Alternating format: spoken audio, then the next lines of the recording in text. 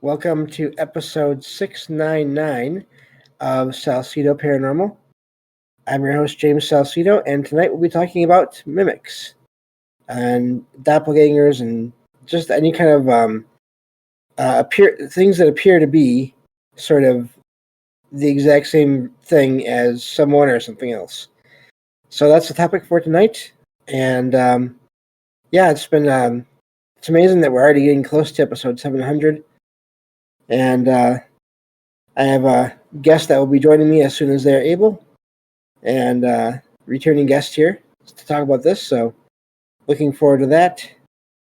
And it's amazing that we've made it to this many episodes, and just in only a little bit over 4 years' time. But as always, you can find all episodes of the show along with links to all my social media and other ways to contact me at the podcast page, and that is salsidoparanormal.podbean.com. And of course, always happy to hear from you all, whether you have comments or questions or topic suggestions or accounts of paranormal experiences, whether they're your own or from others that you trust. Happy to either read those on the show or have you join me on the show to talk about them.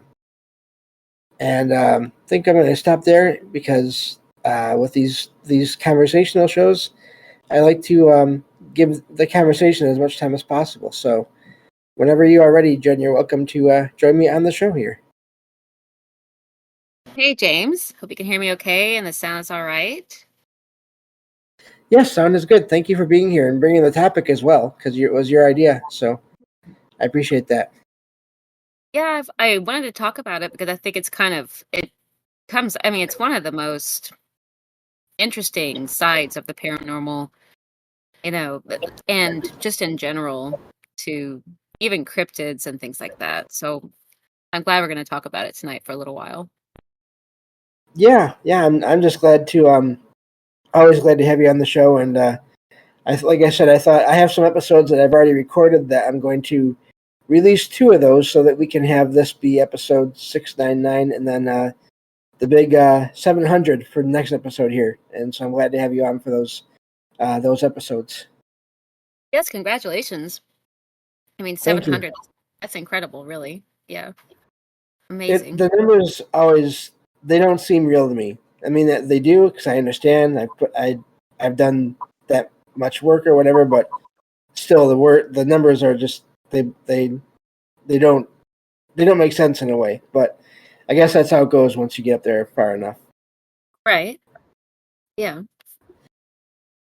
So, what got you interested in this topic? Well, I mean, I think the very first thing that I've ever heard about with mimics or with anything of the kind was probably the Wendigo.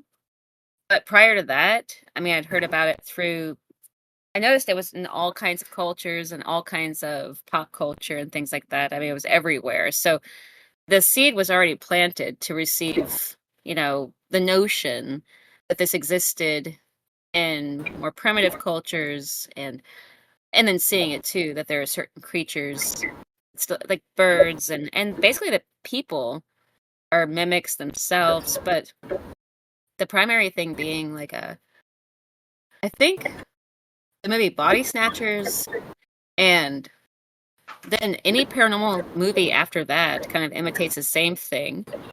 In any horror flick you see too, it's as if they always bring that up as like the red flag of pay attention or fear, that there's some type of entity that is able to imitate or mimic in some way. And so it comes up a lot in so many different books and movies about the paranormal. You see it time and time again. And you also see the idea that even in hauntings and things like that, that either the spirits are reliving the same experience, or some type of energy there is imitating the experiences that were that happened within that space. So as if they can pick up on things like that and mimic that way or imitate in that regard. But you see it with these different cryptids or different creatures too, where it's a sort of way to deceive prey. So I mean, I've seen it in so many different ways, and I've been interested in it. Well, just as long as I can remember, you know, and Yeah, into these things. yeah. I'm just thinking now of when it comes to cryptids and things like that, and even spirits, how they can make the sounds of people that the witness knows, or in some cases, they'll make the sound of a baby crying out in the distance to lure people, or a woman in distress. I've heard that as well. I've heard accounts of that where people hear those sounds and then they want to help, but then when they get closer, they get a really bad feeling, or they can never get closer and they're just being led in a certain direction by the Yeah, sounds. yeah, that's really weird too, because they had to. If it's a true mimic, it would insinuate that the mimicking entity had to have heard the voices of a woman or of a screaming baby or so on and so forth to imitate it. So just the whole concept of how complex that could get with where it has its attributes to mimic and how long the entity has been around just imitating everything.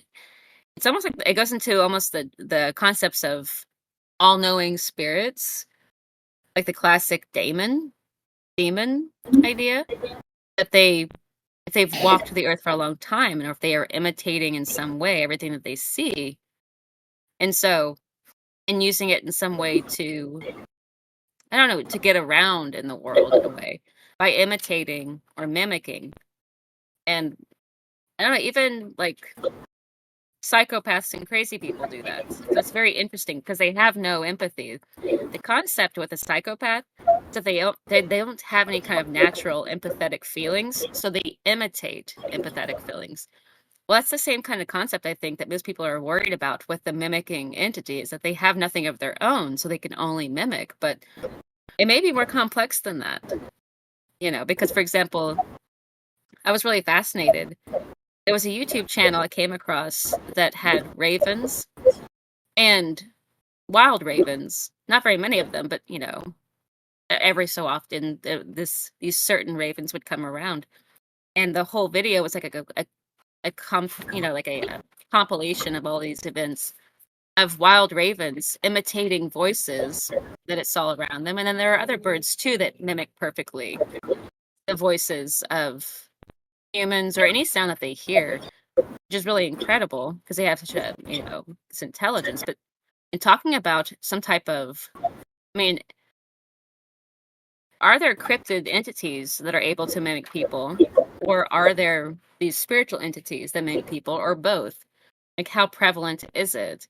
And how would you know the difference? Because you can go into Wendigo, Skinwalker, they all talk about that. They all talk about that being, especially the Wendigo, it takes on the persona of those it consumes, so to speak. And it is a consumer type of entity. Right. Yeah. That's the other thing too about the sounds, not just voices but the sounds. I don't remember what video it was now, but you shared a video with me and with I think other people in your chat. It might have even been one of your videos on your channel before, of birds that could make the sounds of car doors or car alarms. And I've heard on different shows people talking about how they're in the middle of nowhere looking around for whatever cryptids they're looking for, and they would hear the sound of a car door closing, and there's no cars anywhere that they can see. And so it just makes me wonder, if some birds have figured out how to do that, then why couldn't other beings, other cryptids, other whatever, figure out how to do that as well?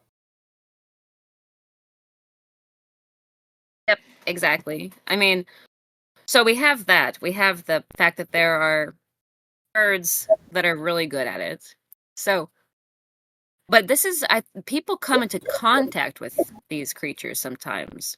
So it's not just limited to these birds. So the voices in the woods, which I'm not going far and beyond the idea, that some of these cryptids could have power with birds, or that they could be able to use them in some way to be a voice. So that's a possibility. Or the concept that these entities, when they show themselves to people, so it goes beyond just the voice or hearing the voice or hearing the sounds of those around them. They begin to imitate the people that they have.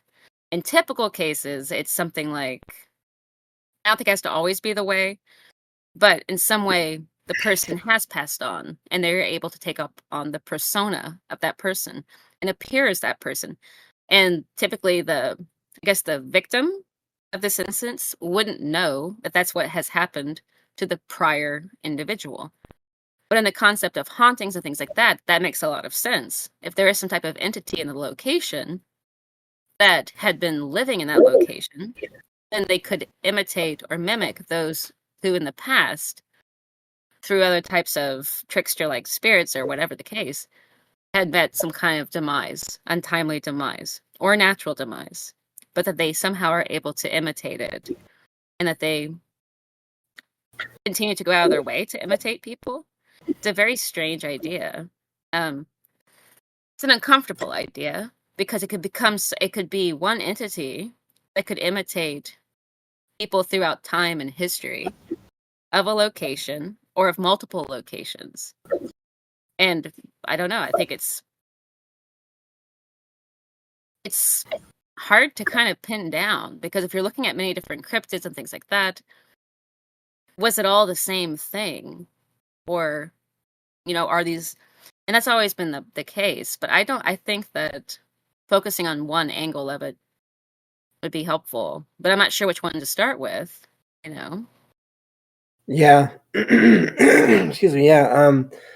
I mean, just even in terms of if we want to go with the more spiritual side of things, I've heard of cases where they are able to look or sound exactly like the person, but also I've heard of cases where they can't quite do as well as they want to, and people are able to sense that something is wrong, and Yep. there's a difference, either in the sound of their voice, or in some cases a physical feature.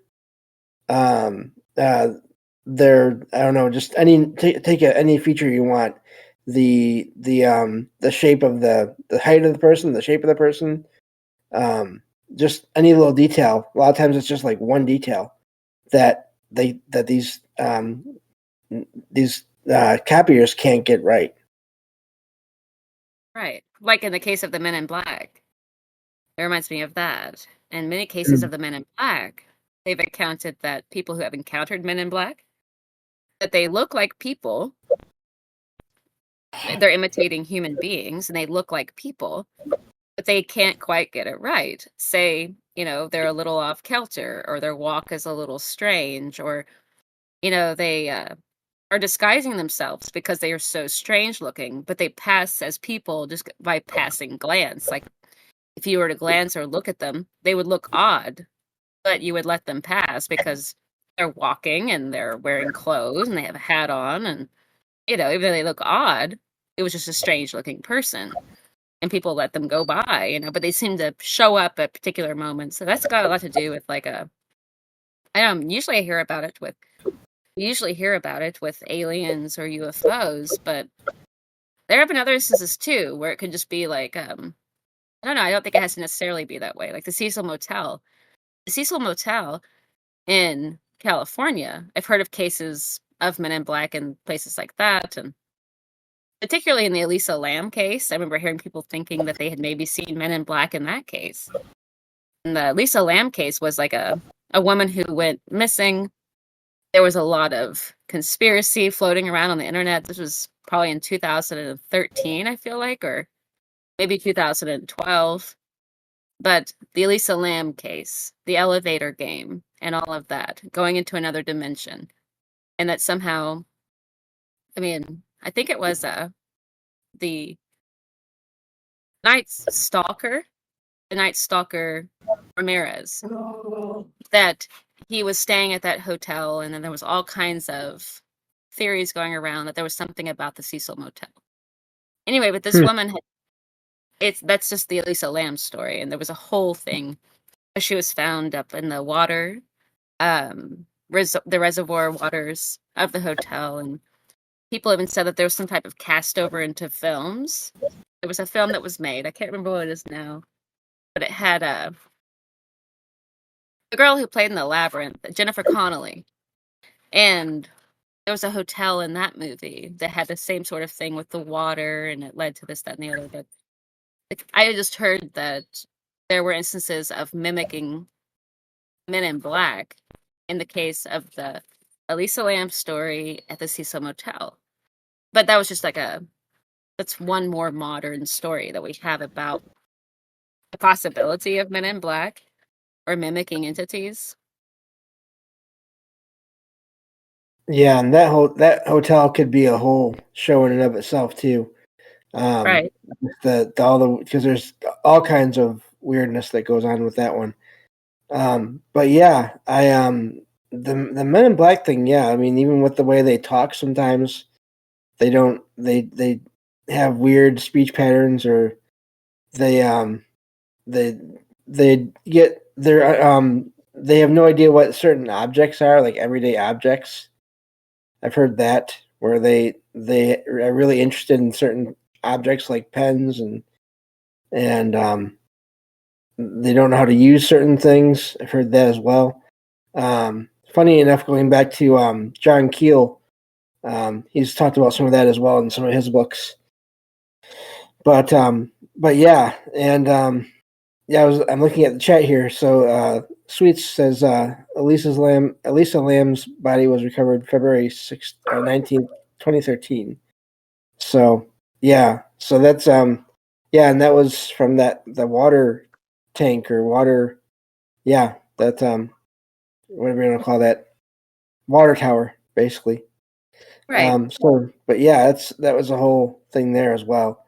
But yeah, Men in Black and just Sister, and there we go.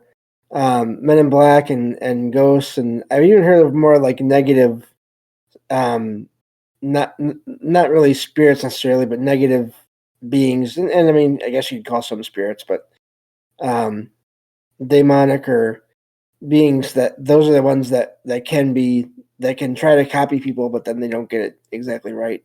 And I've heard that can be inside or outside of dreams too, even. Yeah. I've had the experience of in haunted houses. I've only had it like twice, but where you've had experiences in the house. In this case, in the house that I lived in, we'd had experiences and things like that. And I was in the living room and my friend was there and they were in the kitchen. And I heard them yell out to me wanting something. And then like I got up and went in there and they had not yelled for me at all. And they also too accounted the same thing. They did the same thing and thought that I had called out to them, but I had not. And then on another instance where the person was not even there at the house and thought that they had heard, there was that kind of thing going on where people were thinking they were hearing someone calling out, that kind of thing. I mean, it wasn't over the top. It wasn't so much so of even, I mean, I don't even know if you were to talk about the idea of basically all the paranormal stuff, even black-eyed children and things like that, the idea of the imitating and mimicking spirits of something imitating or mimicking another, or, but to bring it kind of closer, the most basic trope of it is that some type of entity, comes across somebody, or the person comes across them in whatever kind of environment, and they think that it is someone they're familiar with, and so they go to them, or okay, another example I heard about was this story a long time ago. It was called a Whistler, and it was this mythos about a Ouija. People had made contact on a Ouija board, and this premiered on Coast to Coast AM with Art Bell a long time ago. And I remember hearing this story, and they made it into a movie. Not a very good one. But the story premise of The Whistler was that people had made contact on a Ouija board with an entity, and they were told a story about this child that had went to a strange child that had went to a mental facility of some kind, and they had escaped from it through terrible means. And then they were traveling on the railroad, and they had made a creature, basically, and that they carried this creature with them, sort of which I've heard about that and many other things like voodoo and things like that, but they had made a creature out of parts and pieces and things like that. Sorry if you can hear my dog, but No problem. she's very vocal. She's a Malamute Husky mix. No problem at all. But anyway, and in that case and instance, the people got freaked out. The idea was because of the train, he could whistle to this entity he had created. Hey, Mary, stop it. He had communication with this creature he had made, and it was through whistling. And it would follow him around. And because apparently, okay, the main character in this strange lore that was uncovered through this Ouija board was that he was blind, but he used this creature to find his way around, so to speak. And what's really interesting about it is the people began to hear people they knew show up at their hotel room, imitating their voice and likeness, but they just knew, something told them in quotes, that it wasn't them or it couldn't have been them, but yet there they were. Outside their hotel room, somebody was there trying to get them to let them in. So there's that kind of constant strange thing with, there it is again. So it pops up in all these different stories, this mimicking aspect. Yeah, that is wild. I hadn't heard of that one. But yeah, no, the whistling too, I've heard of that, and of course voices. I do wonder sometimes with the mimicking, the voices, when it's just a voice and there's nothing else. I sometimes wonder if that's, and I guess there's no real way to know unless there's other things happening. But if that is some being that's mimicking a voice, or if it's something, because I do think time anomalies have a lot to do with things too. And so I wonder in some cases if it's sort of a voice from the actual person coming through somehow from another time to the point in time where let's say the current time of whatever someone is hearing the voice, if that happens there. But then I know that's not how it goes every time, because I've heard of accounts where there's other things going on besides that and there's sightings of the people, of these copies of people, and sometimes multiple copies of multiple people that live in the same household. So there's that, and the way they act sometimes they act like they smile at the person, like they're a trickster kind of thing, where they're like, I know that I'm not who I look like I am, that kind of a deal. We have like less than a minute left, but if you want to comment on that real quick, you can. Yeah, there seems to be there's a difference, I think, in this that we have to really distinguish, I guess, because I think we're kind of just coming up on this topic. We're just kind of you and I just talking about it. We didn't really plan for this or really think about it. We just wanted to talk about it. But one thing really obvious too in that instance is that, because I know exactly what you mean, is it possible that in a certain space it's holding the energy of the instances that happened? In this case, we're talking about some type of intelligence that is a type of entity unto itself that is imitating it, separate from the property, Right, separate from the location, that is free to move around. So I think that's different too. So we can really kind of flesh it out as to what is this type of entity. And we will do that on the next episode of Salsidoparanormal. Everyone take care. We'll talk to you all next time.